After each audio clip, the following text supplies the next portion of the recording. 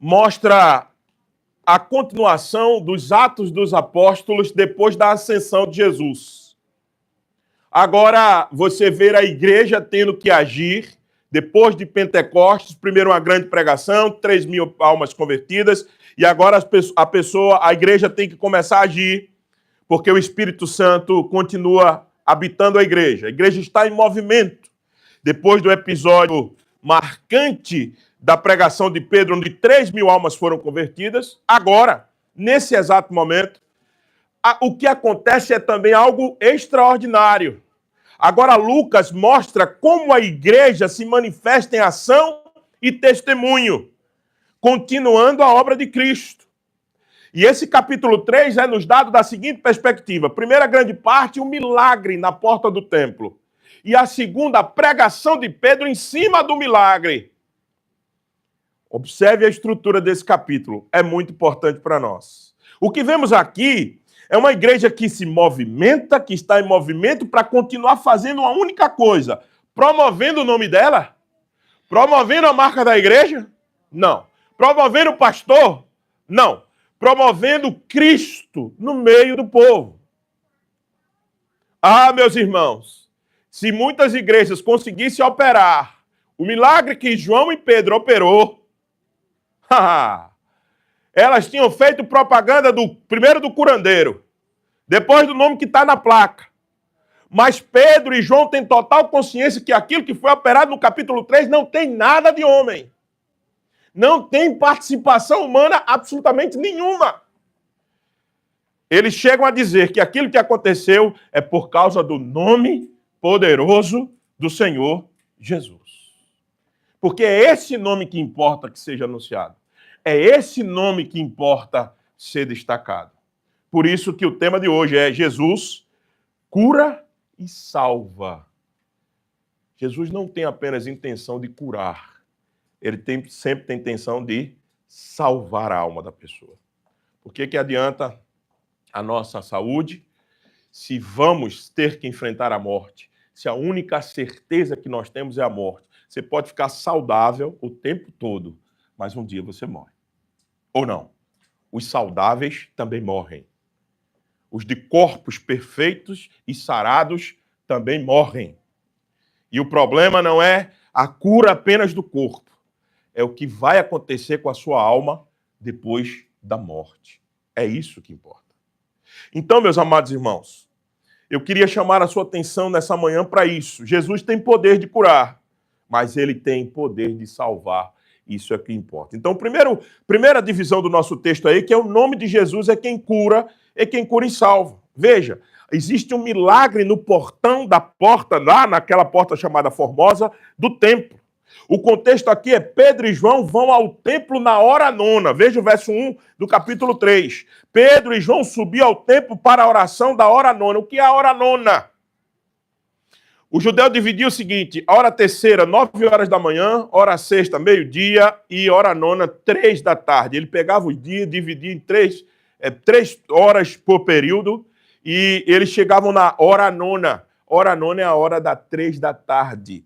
É 3 horas da tarde, eles estão indo ao templo fazer o quê? Porque 3 horas da tarde é aquela hora onde o sacrifício era oferecido no templo. Era o sacrifício vespertino. Então Pedro está indo lá para cumprir o ritual judaico, mas agora com todo o entendimento da cena do cristianismo que está em volta dele. Então ele sabe que ele vai para lá não mais para ofertar alguma coisa para que os pecados sejam perdoados, mas ele vai para lá para ofertar Jesus. E a primeira pessoa que ele encontra é um coxo na porta do templo. E o que ele faz? Eu não tenho prata, não tenho ouro, mas o que eu vim ofertar, o que eu vim trazer, eu vou lhe dar, que é o nome de Jesus. Então, não era um ritualismo mais barato. Não era apenas agora trazer um animal, fazer que o sacerdote botasse a mão ali no pórtico de Salomão, no pórtico da entrada do templo, e ali ele oferecia o sacrifício, o sacerdote imolava e agora entrava para oferecer pelos pecados do povo. Pedro e João não vêm mais fazer isso. Pedro e João vêm oferecer Jesus. Há aquele judaísmo que não tinha entendido que Jesus já tinha vindo. E é isso que o João e Pedro vão fazer nesse momento. Eles não foram ali para curar. Presta atenção, eles não foram ali. O objetivo de João e Pedro ali não é para curar aquele coxo. A cura daquele coxo é a passagem pela intenção que eles têm de anunciar o Senhor Jesus. É muito interessante perceber que ministérios foram construídos em torno da cura física. Mas os nossos ministérios devem ser construídos em torno da cura espiritual.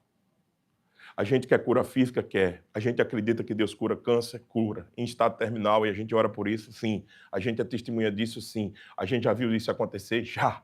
Deus pode fazer? Sim. A gente ora para que Ele faça? Sim. Mas o ministério nosso não é em torno de cura física, o ministério nosso é em torno de cura espiritual, porque é a alma que importa, é isso que vai passar para a eternidade, não é esse corpo corruptível, que a terra há de comer, ou o fogo há de queimar, ou a água há de afogar, mas é o nossa alma que importa.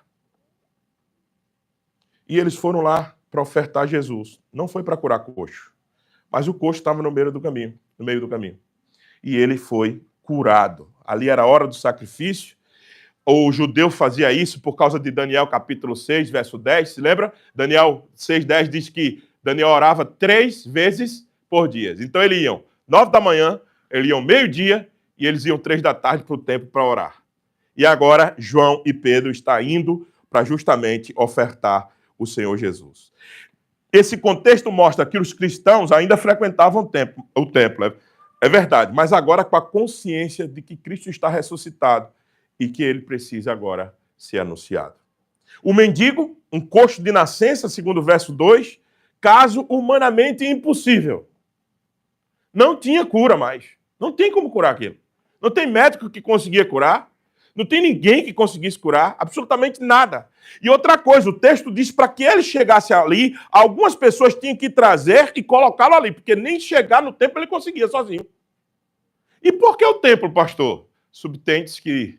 Por que a porta de uma igreja? Por que a porta de um templo? Subtende-se que as pessoas que vão entrar para adorar o Senhor, elas podem ser sensibilizadas com a condição física de alguém e poder ofertar aquele moribundo. Então, por isso que ele escolheu o templo. Ele escolheu o templo e, estrategicamente, ele escolheu o templo porque ele sabia que as pessoas ali podiam ajudá-lo. E veja o que o texto diz, verso 2. Era levado um homem. Era levado, a construção verbal aqui indica uma ação contínua. Era levado significa ele sempre era levado. Todas as vezes ele era colocado ali. Era levado um homem coxo de nascença, o qual punha diretamente à porta do templo chamada Formosa para pedir esmola aos que entravam. Vendo ele, a Pedro e João, que iam entrar no templo, implorava que lhe desse uma esmola. Estava esmolando, como diz a palavra aqui. E a pior condição do mundo é a condição de se esmolar. De depender de ajuda para sobreviver. Por isso que Jesus disse que era melhor dar do que receber. Essa é a condição humilhante, meus irmãos. Você ser levado apenas se alguém puder te levar. Você só come se alguém te dá. Você não consegue trabalhar. Você não consegue, talvez, nem se limpar sozinho. Você não consegue ter uma condição de humanidade básica, mínima. Aquele homem não tinha nada. Absolutamente nenhum tipo de dignidade humana, porque a condição do que ele nascera impunha a ele uma condição terrível. E aí, de repente, do nada, a condição desse homem vai mudar. Por que é assim? Por que é assim? Porque devia ser assim. Quem se encontra com os discípulos do Senhor Jesus não pode absolutamente sair da mesma maneira. Sair da mesma forma. Veja, observe o que diz o texto. A partir do verso 4, Pedro fitando juntamente com João, fitando aqui olhando nos olhos dele. Olhe para nós. Ele olhava nos olhos. Ele os olhava atentamente, esperando receber alguma coisa. João fita os olhos nele, ele devolve o olhar, dizendo assim, o que eu vou receber agora? Você já parou para imaginar nessa cena que não passa na cabeça em nenhum momento deste homem que já está ali há não sei quantos anos, o texto não revela a quantidade de anos, mas já está naquela condição muito tempo. Você acha que passava na cabeça daquele homem que está ali, um coxo, naquela condição, passava na cabeça dele que ele ia ser curado naquele momento? Quem é que podia imaginar isso?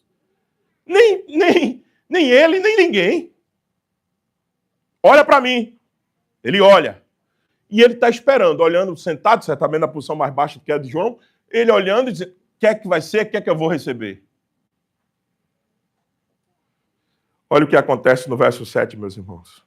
E no verso 6, Pedro, porém, lhe disse, não possuo nem prata nem ouro. Poxa, aí dá um desânimo. É o que ele esperava, meu. O que eu estou aqui esperando é prata e ouro. Aí vocês dizem que não tem prata e ouro? Mas ele emenda. João emenda dizendo, mas o que eu tenho, isto te dou. Em nome de Jesus Cristo, o Nazareno, anda. Uma ordem imperativa. Anda. O que é que acontece depois? E tomando pela mão direita, o levantou imediatamente, os seus pés e tornozelos se firmaram. De um salto se pôs em pé, passou a andar e entrou com eles no templo, saltando e louvando a Deus.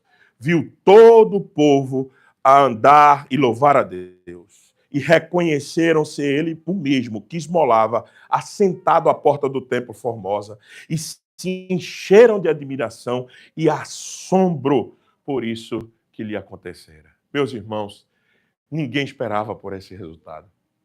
Aquele coxo não esperava. Observe. Veja o relato do texto. João diz, anda. E o que João precisa fazer? Pegar ele pela mão, porque certamente, possivelmente, ele como andar? Como assim? João pega, levanta e ele sente firmeza nas pernas. O tornozelo vai se firmando, diz o texto. Ele vai ganhando confiança ao ponto de depois sair saltando. Saltando.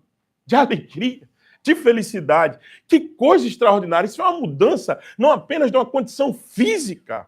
É uma mudança agora de dignidade, de respeito. Agora aquele homem está de volta a uma condição que ele nunca teve na vida. Presta atenção, ele nunca andou, ele era de nascença coxo. Ele era coxo de nascença, diz o texto. Imagine você. Que mudança de vida. Que mudança de perspectiva. É justamente isso que o nome de Jesus faz. O nome de Jesus cura fisicamente, é verdade. Mas o que o nome de Jesus faz é mudar a perspectiva, a dignidade da gente. Qual era a nossa diferença antes de Cristo daquele coxo? O que você tinha de melhor do que ele? O que eu tinha de melhor do que aquele coxo? Por quê? Só porque eu andava? Mas ele era morto espiritualmente, eu também era. Ele era afastado da dignidade que Cristo traz, eu também era. Ele não tinha o nome pelo qual ele se movia, eu também não tinha. Qual é a diferença minha do coxo? Qual é a diferença? Apenas que eu andava?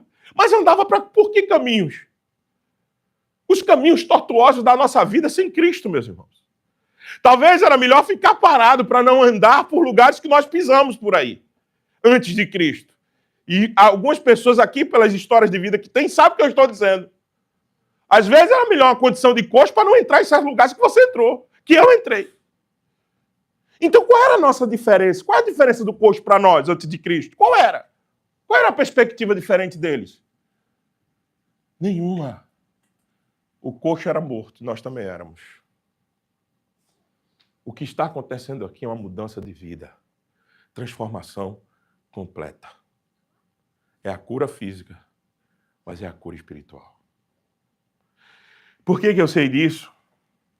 Porque o homem saltou é o mesmo termo equivalente de Isaías capítulo 35, verso 6.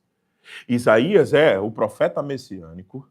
E em capítulo 35, falando da condição futura de Israel, Isaías usou a mesma palavra. Quando a Septuaginta traduziu o grego do Velho Testamento, o hebraico para o grego, ela usou a mesma palavra aqui, relato.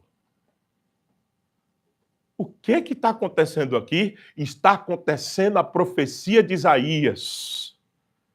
Se lembra quando João Batista diz, é esse o Cristo ou devemos esperar outro? Quando João Batista manda os seus discípulos perguntar se ele era o Cristo de verdade ou devíamos esperar outro, qual foi a resposta que o Senhor Jesus manda pelos discípulos de João? Diga a João que os coxos andam, os cegos veem. O Senhor está citando a profecia de Isaías. E é a mesma coisa que está acontecendo aqui agora. Um coxo está andando. Para que o coxo está andando? Para mostrar o grande poder e autoridade que o nome de Jesus tem. Então, esse é um episódio que mostra a autoridade do nome do Senhor Jesus. Essa é a perspectiva que a gente tem que ler esse texto. O resultado aqui é um resultado que muitos não esperavam. Ele não apenas andou, mas o que ele fez que impressionou a todos? Ele entrou no templo louvando a Deus. A cura trouxe a libertação não apenas física, mas agora ele pode entrar no templo para adorar. Você já pensou que muitos de nós estamos na condição de estar na porta da entrada da presença do Senhor e nunca vamos entrar? Ou nunca vão entrar? Aquele homem estava na porta do templo, nunca entrou no templo. Aquele homem estava perto da salvação, entre aspas, que representava o templo, mas nunca tinha sido salvo. Você já parou para pensar nisso, não? E muitos vão morrer na condição do coxo. Estão até andando, mas vivem na porta e nunca entram. Eu queria ampliar essa condição. Muitos estão dentro do templo, passaram pela porta, mas nunca se encontraram com Jesus. E essa é uma condição terrível. Você pode estar dentro do templo e você nunca se encontrou com Jesus de fato. Isso é perigosíssimo. É a nossa religiosidade. A gente vem aqui, pratica o que a gente tem que praticar, mas saiu daqui, segunda-feira é outro tipo de vida, eu tenho outras coisas para fazer, a agenda demanda outras coisas, e aí eu não preciso testemunhar absolutamente nada. Veja, aquele coxo, por que eu sei que ele mudou a vida? Porque o texto diz, observe, deu um salto, verso 8, se pôs de pé, passou a andar, entrou com eles no templo. João e Pedro exigiu que ele entrasse no templo? Não. Ele vai entrando por vontade própria. Ele entra no templo, todo mundo viu que o povo a andar e a louvar a Deus, e reconheceram ser ele mesmo que esmolava, ou seja, o povo reconheceu, peraí, o que é que está acontecendo aqui? A condição desse homem, a gente conhece faz muitos anos, a gente passa aqui nessa porta o tempo todo, e a gente sabe onde ele é, a posição dele nunca foi aqui dentro do templo, a posição dele sempre foi na porta do templo. Por que ele está aqui dentro? O que é que aconteceu para que ele esteja aqui dentro? Qual é a condição? A condição, meus irmãos, é que ele se encontrou com a representação da igreja, João e Pedro. E a igreja pregou para eles o nome de Jesus. A gente prega o nome do Senhor Jesus. Eles pregaram cura para aqueles homens, mas queriam chegar na alma dele.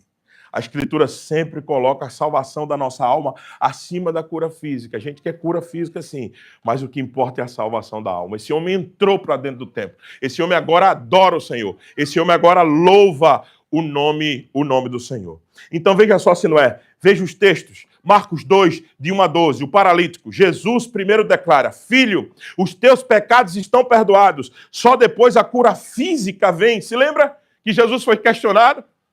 Por que o senhor disse, filho, os teus pecados estão perdoados? Reclamaram, se lembra desse texto? Por que o senhor está perdoando pecado? Só quem tem condições de perdoar pecados é Deus. Ele disse, então, para vocês saberem que o Filho do Homem tem autoridade sobre alma e sobre vida, eu também digo, levanta e anda. Mas por que Jesus curou primeiro espiritualmente? Porque ele quer primeiro curar a nossa alma, curar a nossa vida. Veja a condição.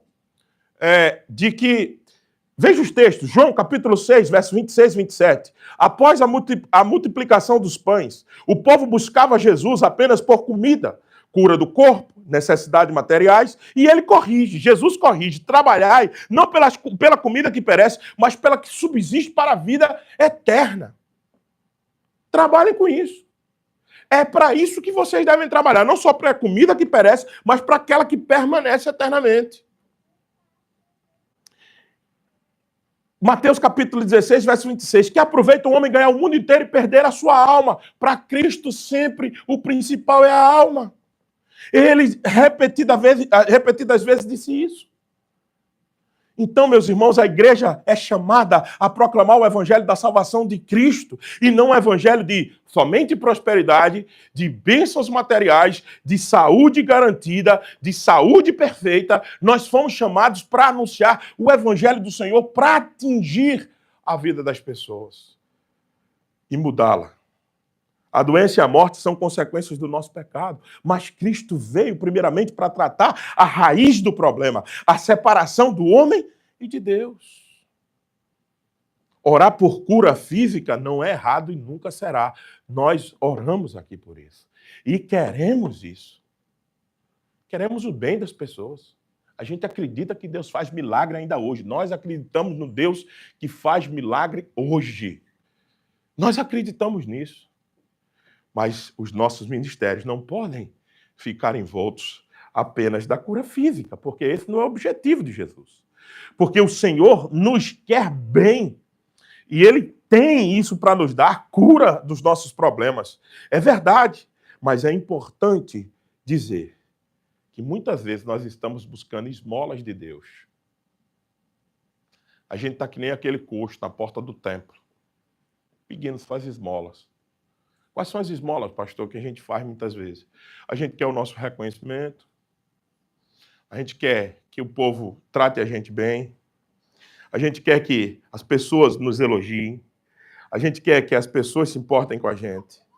Tudo isso são coisas importantes, mas não passam muitas vezes de esmola que a gente está buscando. Quando Deus quer transformar absolutamente a perspectiva da nossa vida, Deus não quer dar solução para a gente pequena, mas Ele oferece algo muito maior em Cristo Jesus, transformação completa. Você quer só as migalhas que alguém pode te dar na porta do templo, ou aqui dentro, os seus aplausos, você quer reconhecimento, ou você quer uma mudança completa em Jesus? Nós queremos uma mudança completa em Jesus. Nós queremos a mudança física, mas, sobretudo, a mudança espiritual. A principal doença do homem é o pecado.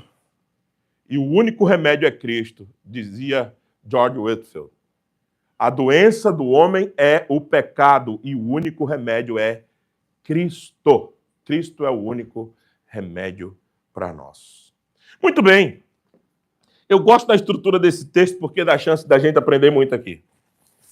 Depois de uma cura dessa, seja sincera, se acontecesse dentro da nossa igreja, o pessoal da mídia, meu amigo, não é?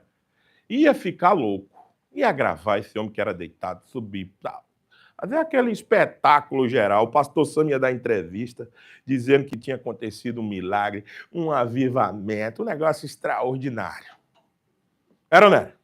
Se acontece aqui dentro? Imagine hoje, nos dias de hoje. Isso é um negócio mega. Aí, os autores, entre aspas, do milagre, João e Pedro, o que é que eles fazem? Eles entram no templo, todo cheio de si mesmo, né? Olham para todo mundo. Quem é que quer ser curado aí?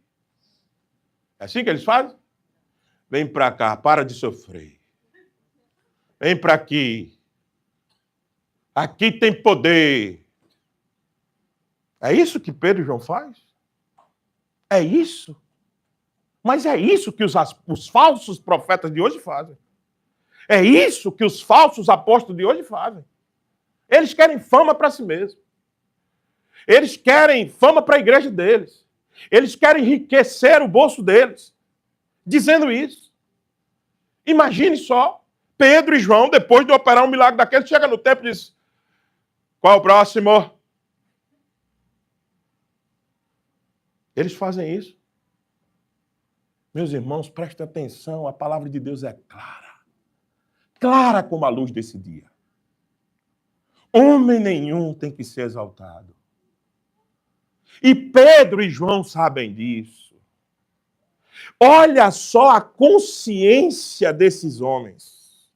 Apegando-se, veja o verso 11, apegando-se ele a Pedro e a João, todo o povo correu atônito para junto deles no pórtico chamado de Salomão. Pronto, a audiência já está empolvorosa, quer saber o que aconteceu. À vista disto, Pedro se dirigiu ao povo dizendo, olha o discurso de Pedro, israelitas, por que vós maravilhais disso, ou por que fitais os olhos em nós? Como se pelo nosso próprio poder, ou pela nossa própria piedade, é porque são os homens de oração, eles oram muito, e tem muito poder, como pela nossa própria piedade o tivéssemos feito andar. Vocês estão olhando para a gente, por que desse jeito? Por que vocês estão correndo para cá? Para aplaudir a gente? Para carregar a gente no colo? Não. Para tudo. Vocês estão olhando para a gente, pensando que a gente teve poder de fazer isso. Véio. Vocês estão enganados demais. Nós não fizemos isso no poder que nós temos. Nós fizemos isso no poder do nome de Jesus. Ou seja, não fomos nós. O Deus de Abraão, de Isaac, de Jacó, o Deus de nossos pais, glorificou seu servo Jesus, a quem vós traístes e negaste perante Pilatos, quando este havia decidido soltá-lo. Vós, porém, negastes o santo e o justo e pediste que vos condenasse o homicida. Ei, o que é que Pedro e João estão fazendo? Aproveitando a popularidade e dizendo assim, nós somos os caras? Não. Eles disseram, nem foi o nosso poder e nem foi a nossa piedade. Matou a charada. Nem foi o nosso poder e nem a nossa piedade. Vocês entendem isso? Meus irmãos, é o contrário do que a gente tem visto nos nossos dias hoje. Uma propaganda de si mesmo. Homens dizendo que são poderosos, que são homens de autoridade espiritual, querendo cobrir outras pessoas com autoridade espiritual. Meus irmãos, nós somos servos do Senhor Jesus. E essa é a condição mais honrosa da gente. A gente não pode querer tomar a glória que é dele. De forma nenhuma. Veja, o que esses homens fazem? Pregam o Senhor Jesus. É a segunda grande parte desse texto. Eles anunciam o Cristo prometido, que deve ser mesmo anunciado. Eles não anunciam a autoridade que tem no nome deles. Eles dizem, não foi a gente que fez. Veja, e eles continuam. Eles aproveitam agora e pregam a palavra. O ponto de partida, justamente, é o milagre, mas depois eles mostram o Cristo da história da redenção. Vocês negaram o santo, vocês desprezaram o autor da vida, Pilatos deu chance, veja, eles estão pregando agora a história da redenção. Pilatos deu chance de vocês libertarem, mas vocês pediram Barrabás, vocês pediram homicida. Quem é que está sendo anunciado aqui? O nome do Senhor Jesus. O Cristo da história. Veja, ele chamou o servo de Deus, verso 13, o santo e justo, verso 15, o autor da vida, verso 14, desculpa, o santo e o justo, o autor da vida, verso 15, a morte de Cristo não foi um acidente, mas um cumprimento de profecia. Veja o verso 18. Mas Deus assim cumpriu o que dantes anunciara por boca de todos os profetas, que o seu Cristo havia de padecer. O que é que os apóstolos fazem? Curte a vibe da moda e curte o income da popularidade? Não. Eles pregam de novo Cristo. Eles anunciam o Cristo histórico. Eles dizem de novo o que eles fizeram. Pedro já tinha dito isso em mais profundidade lá no Sermão de Pentecostes, você lembra? Vocês mataram Jesus, mas Deus, por desígnio, queria que ele morresse mesmo, mas vocês mataram. De novo, Pedro, vocês mataram o Senhor Jesus, mas era preciso que ele morresse, porque isso não foi um acidente, foi um cumprimento de profecia. Só isso? Não. Esses homens não estão satisfeitos apenas de anunciar Cristo, mas ele agora faz um chamado ao arrependimento. Veja o que acontece, já arrependam dos seus pecados, viu? Mas não já tinha. Ô, Pedro e João, tá bom, cara. Os caras já viram milagre, tu já anunciasse Cristo, tá bom. Não. Toda pregação é um convite ao arrependimento. Se você não anunciar Cristo para que as pessoas se arrependam, você está apenas cumprindo uma tabela. Você tem que chamar a pessoa ao arrependimento. Veja, é isso que nos ensina as Sagradas Escrituras, veja o verso 19. Arrependei-vos, pois, e convertei-vos para serem cancelados os vossos pecados, a fim de que da presença do Senhor venham tempos de refrigério e que envie ele o Cristo que já vos foi designado, Jesus, a qual é necessário que o céu receba até os tempos da restauração de todas as coisas de que Deus falou por boca dos seus santos profetas desde a antiguidade. Arrependei-vos, mudem a mente de vocês, convertei-vos, mude a direção. Arrependei-vos e convertei-vos são duas palavras no grego. A primeira diz assim, mude a mente de vocês, mudem todo o conceito que vocês têm, troque o conceito de vocês pelo conceito que eu acabei de apresentar, a história da redenção. Não deixe a cabeça de vocês cheia de filosofias vãs e baratas. E enche a cabeça de vocês com a história da redenção e se convertam, mude a direção, não vá para lá, volte para Deus, não se afaste, venha. É isso que o Evangelho faz. Chama a gente ao arrependimento. E a última coisa, eles lembram de novo que Cristo foi um profeta que foi prometido. Aí eles citam Deuteronômio, capítulo 18, verso 15 e 16, que Moisés tinha falado de Cristo. Você lembra? Olha que texto lindo que Moisés fala de Cristo aqui, gente. Verso 22. Disse, na verdade, Moisés, o Senhor Deus vos ressuscitará dentre os vossos irmãos, um profeta semelhante a mim. A ele ouvireis em tudo quanto vos disser. Acontecerá que toda alma que não ouvir a esse profeta será exterminada do meio do povo. 1.700 anos aproximadamente, Moisés tinha dito, depois de mim virá um grande profeta. E esse tempo chegou. E Pedro e João sabem desse tempo, está repetindo as palavras de Moisés. E todos os profetas, a começar com Samuel, assim como todos quantos depois falaram, também anunciaram estes dias. A consciência histórica. Você precisa ter a consciência que você continua essa história da redenção. Tampa BPC, que foi plantada recentemente, é uma continuação da história daqueles dias. Você não pode entender que isso aqui é um tempo que a gente criou novo. Um novo tempo, né? Tem pessoas que dizem assim, quando a igreja é fundada, né? Implantada assim, um novo tempo para Tampa. Veja, tomara a Deus que seja um pacto mesmo em Tampa. Mas o que nós estamos escrevendo é a história da redenção. Pedro e João têm essa consciência, diz assim, por que eu curei um coxo hoje? Vocês acham que eu sou o cara? Ei, eu não curei não, quem curou foi o nome dele. E esse nome já tinha sido anunciado desde Moisés. E nós estamos continuando anunciando esse homem depois de 2000 anos dessa história do templo, da cura do coxo. O que eu estou fazendo aqui? O que vocês estão fazendo aqui? A mesma coisa que Pedro e João fizeram quando lembraram de Moisés. Nós estamos há 2000 anos depois lembrando dessa história de que Pedro e João praticaram. Ou seja, é a continuação da mesma história. Você é um grande privilegiado, eu também.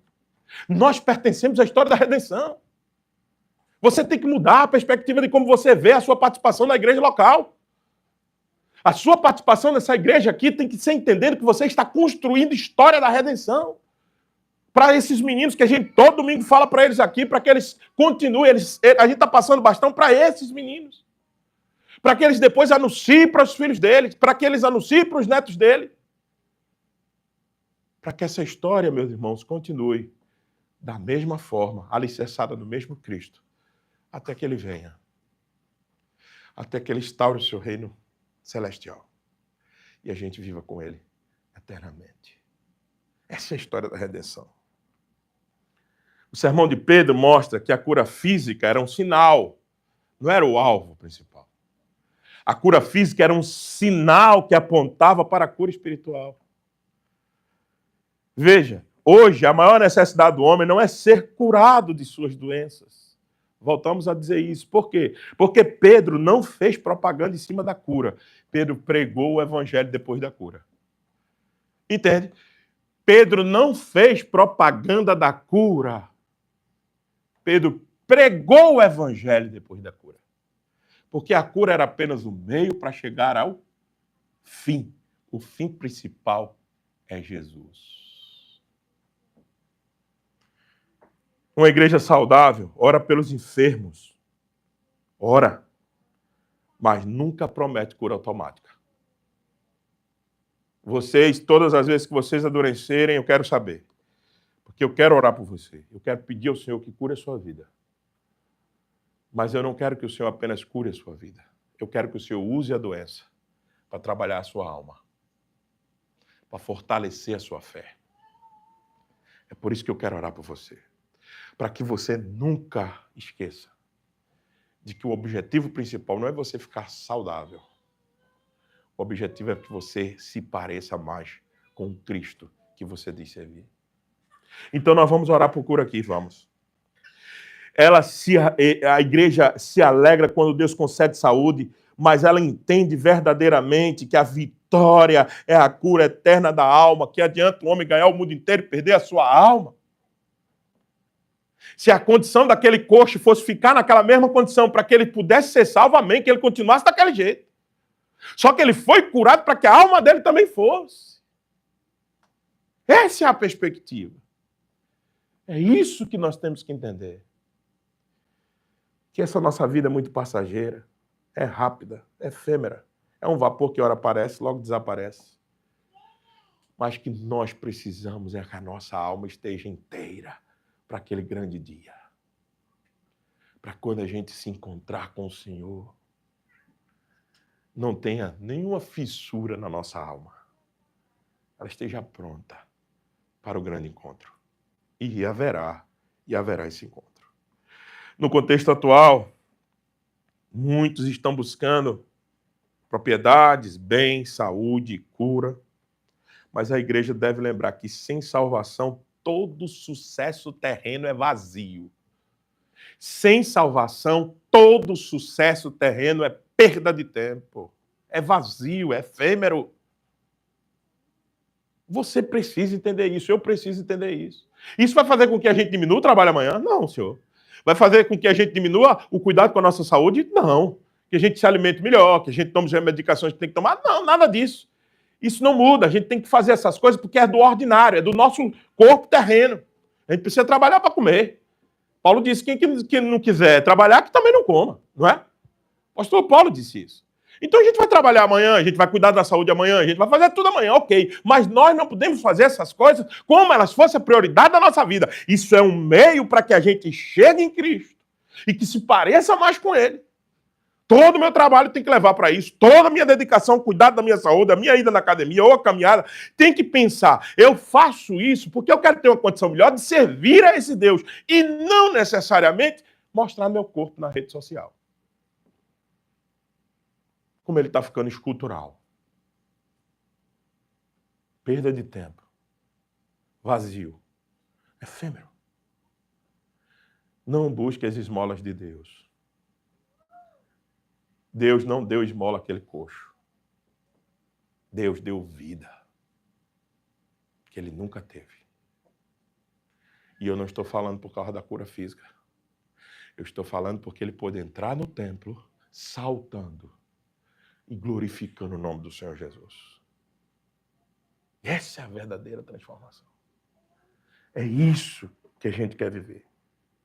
A igreja saudável, viva, ela deseja que todos sejam curados, mas ela entende que pela obra de Cristo, o perdão dos nossos pecados é a maior de toda cura, a maior de toda libertação. Testemunho começa na vida diária, mas não podemos perder a oportunidade. Outra aplicação desse texto é: não perca a oportunidade de anunciar o evangelho. Até aquelas pessoas que você diz, esse daqui está parado aqui, não vai dar nada. Até essas pessoas, anuncie o evangelho do Senhor Jesus. A igreja Movimento é uma igreja que serve, não apenas ela fala de Cristo, mas também se aproxima do necessitado. Então eu queria fechar a pregação de hoje lembrando de três grandes coisas que essa passagem de Atos 3 faz. Primeiro, a igreja é um instrumento de Cristo para curar o quebrado. Você não quebra as pessoas, você restaura as pessoas. Você não tem que ser instrumento de quebrar as pessoas, mas de restaurar. Segundo, a igreja é um instrumento de Cristo para anunciar o evangelho. Foi isso que João e Pedro fez. Curou um coxo, estava quebrado, mas anunciou o evangelho aí. E o que mais? A igreja de Cristo está como instrumento para chamar as pessoas ao arrependimento. Tenha conversa intencional com o seu amigo. Não fique circundando. Tem hora que a gente fica que nem... Na terrinha diz que a gente fica que nem peru. Já viu peru? O peru fica rodando assim.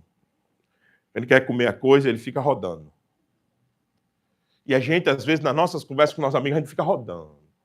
Roda, come, toma café, e come carne, e a gente fica rodando.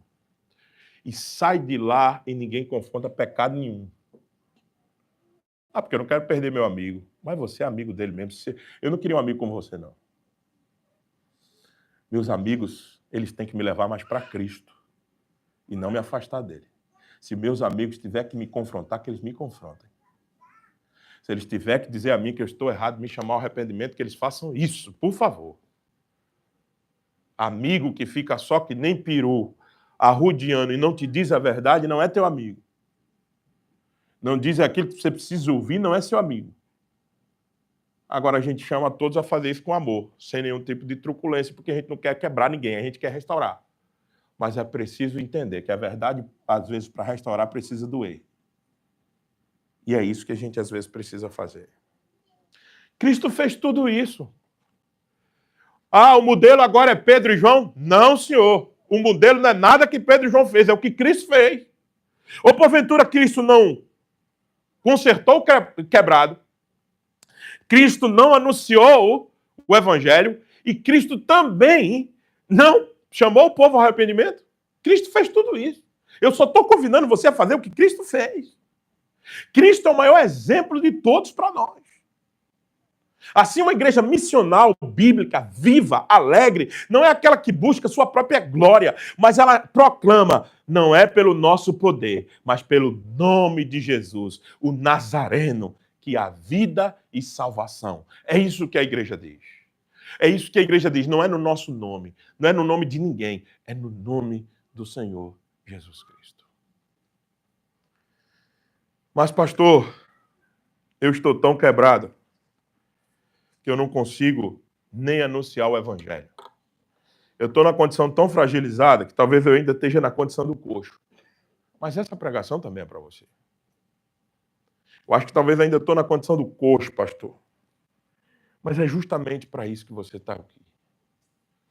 Para ouvir essa palavra. Para você buscar o Senhor Jesus hoje. Porque Jesus diz assim, vinde a mim todos vós que estáis cansados e sobrecarregados, que eu vos aliviarei. Há nele cura para a alma.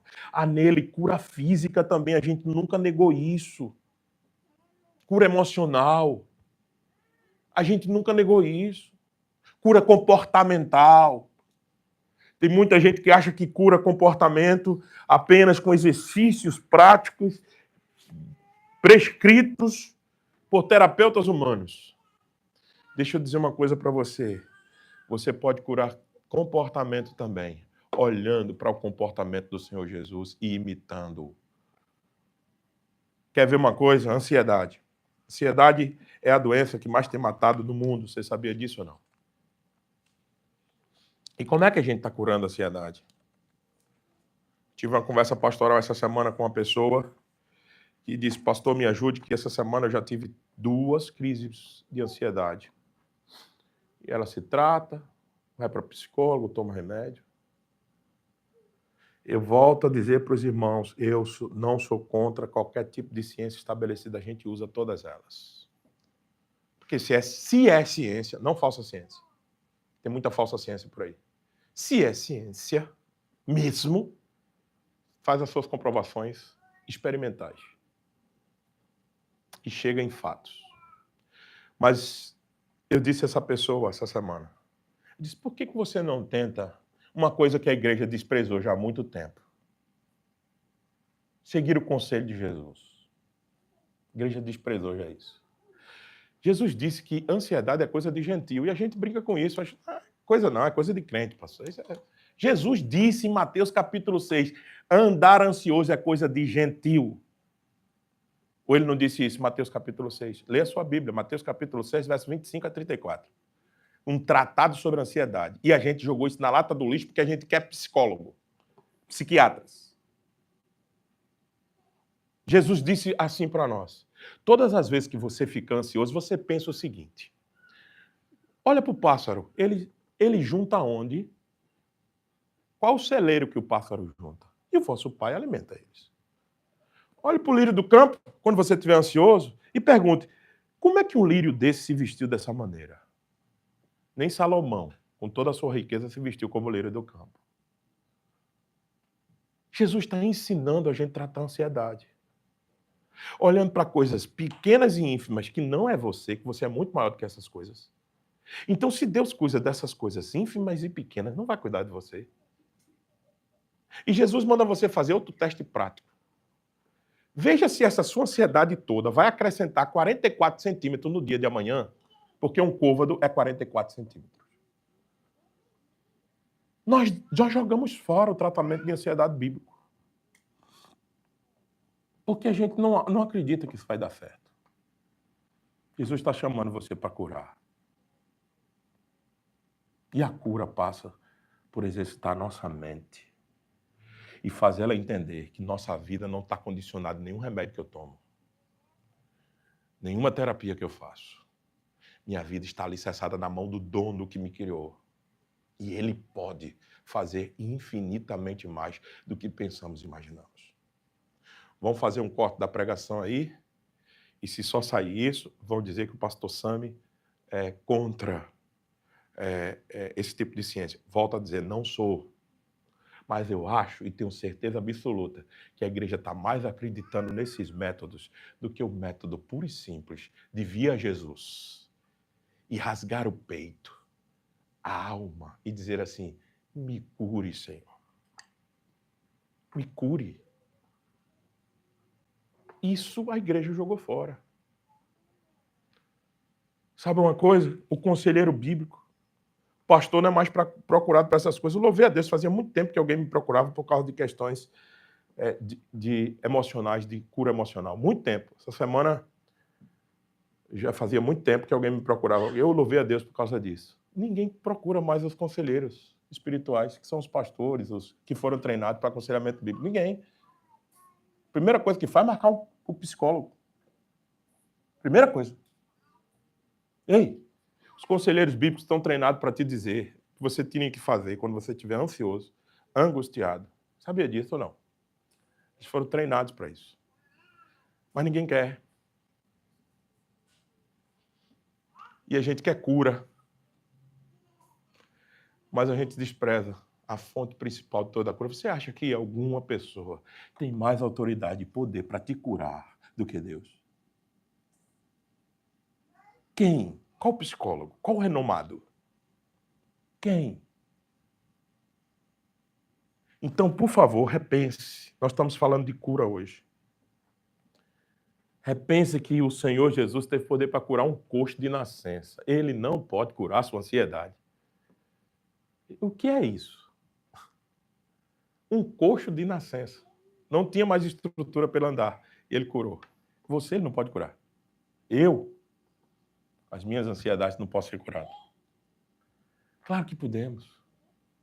Vamos exercitar isso, meus irmãos. Mas sabendo que em Cristo nós temos mais do que cura física. Nós temos cura da alma, cura espiritual. E é isso que nos importa. E é isso que nos basta. apóstolo Paulo foi reclamar ao Senhor dos espinhos da carne que ele tinha e disse que Satanás esbofeteava na face dele todo tempo, todo dia. E ele disse que já tinha de buscar ao Senhor por mais vezes, mas o Senhor disse uma coisa para o apóstolo Paulo: a minha graça te basta, Paulo. A minha graça te basta. Quando não houver mais cura, ou quando você achar que não há mais, lembre-se, a graça do Senhor nunca vai te faltar. Ela continua com você. Que Deus então nos abençoe. Que Ele nos ajude a proclamar como igreja fiel a cura que há no nome de Jesus. Mas não apenas a cura física, mas sobretudo a cura espiritual. Que Jesus seja o centro da nossa vida, porque Jesus cura e salva. Louvado seja o Senhor por isso. Vamos cantar ao Senhor, meus irmãos, respondendo a palavra